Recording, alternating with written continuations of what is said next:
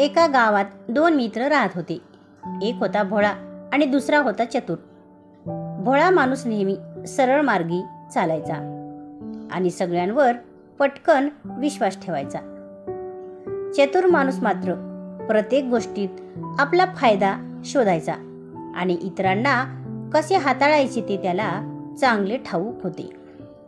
एक दिवस दोघांनाही दूरच्या शहरात कामासाठी जायची संधी मिळाली. प्रवासात त्यांच्याकडे थोडेच पैसे होते. चतुर मित्राने युक्ती केली.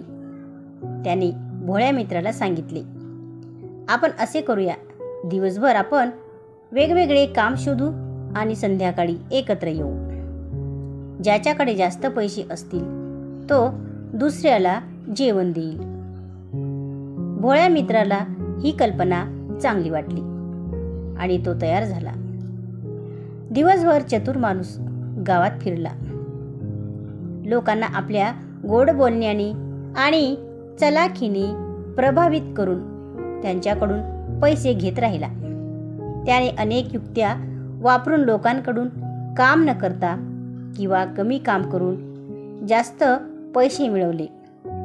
दुसरीकडे भोळा माणूस दिवसभर प्रामाणिकपणे काम करत राहिला आणि त्याला जेवढे त्याचे काम होते तेवढेच पैसे मिळाले. संध्याकाळी दोघे मित्र एका ठिकाणी भेटले. चतुर मित्राने आपल्या जवळील जास्त पैसे दाखवले आणि हसून म्हणाला, पाहिलास मी किती हुशार आहे, आता तू मला जेवण दे. भोळ्या मित्राला वाईट वाटले पण त्याने काही बोलले नाही. तो चतुर मित्राला एका साध्या भोजनालयात घेऊन गेला आणि दोघांनी जेवण केले.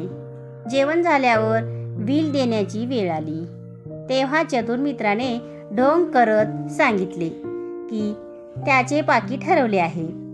आता भोळ्या मित्राची परीक्षा होती. त्याने कोणताही विचार न करता आपल्याकडील असलेले थोडे पैसे काढले आणि बिलाचे पैसे भरले. हे पाहून चतुर मित्राला खूप लाज वाटली. त्याला समजले की जास्त पैसे मिळवून त्याने क्षणिक आनंद मिळवला, पण त्याच्या भोळ्या मित्राने अडचणीतही त्याची मदत केली. त्या दिवसापासून चतुर मित्राच्या स्वभावात बदल झाला. त्याला कळले की माणसाच्या जीवनात चलाखीपेक्षा प्रामाणिकपणा आणि मदत करण्याची वृत्ती जास्त महत्त्वाची असते. तात्पर्य, माणसाचा स्वभाव कसाही असला तरी अडचणीच्या वेळी त्याची खरी ओळख होते. तसेच फसवणूक आणि चलाखी तात्पुरता फायदा देऊ शकते, पण प्रामाणिकपणा आणि निस्वार्थ मदत नेहमीच जास्त समाधान आणि आदर मिळवून देतात.